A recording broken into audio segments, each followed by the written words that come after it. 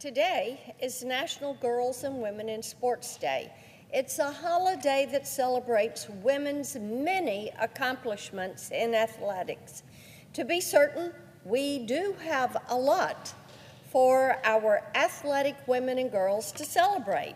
And soon after I leave the floor in these remarks, I'll be heading to the White House to join President Trump as he signs an executive order to keep biological men out of women's sports.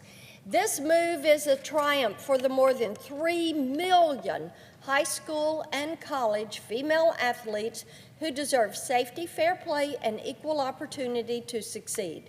In many ways, it is disturbing that this action is even necessary, since Title IX's enactment in 1972, which required equal resources for women's sports, the lives of millions of young women and girls have been improved with the benefits of fitness, teamwork, and leadership experience.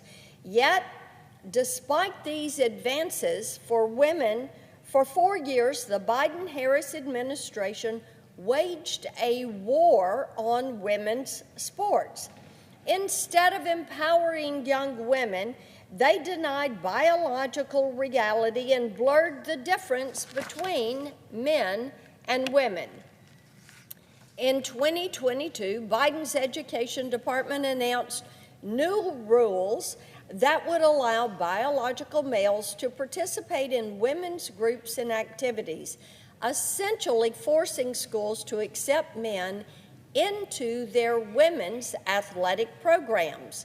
Following up last year, the administration extended the rulemaking to private spaces, such as locker rooms and bathrooms, further jeopardizing the safety of women.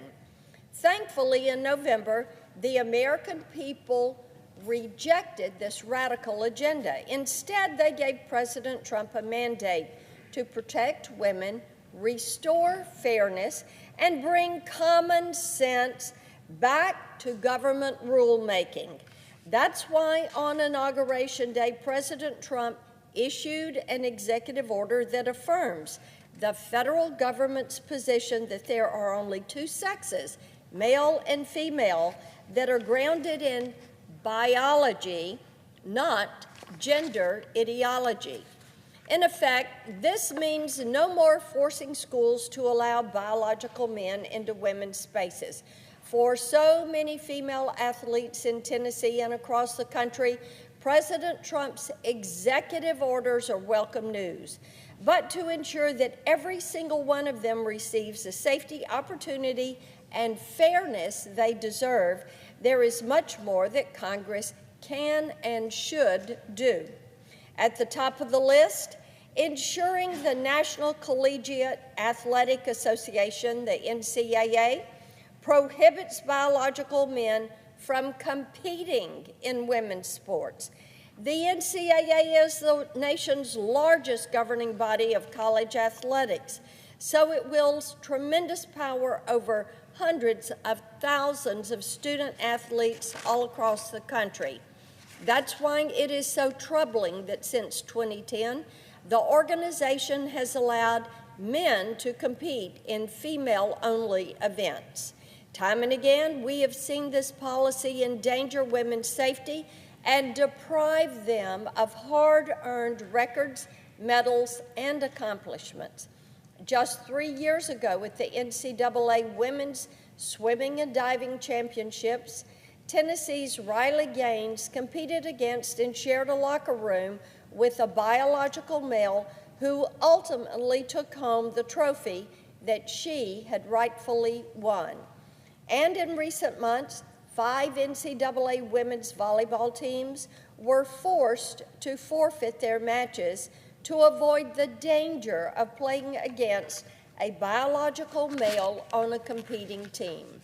To bring this unfairness and inequity to an end, I recently introduced a resolution calling on the NCAA to protect women in sports, including by revoking its policy that allows biological males to compete against women.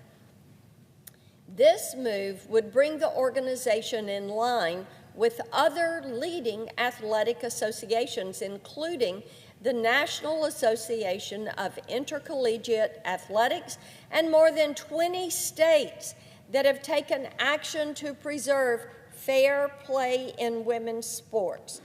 To support young women and girls in sports, I also introduced the Fair Play for Girls Act.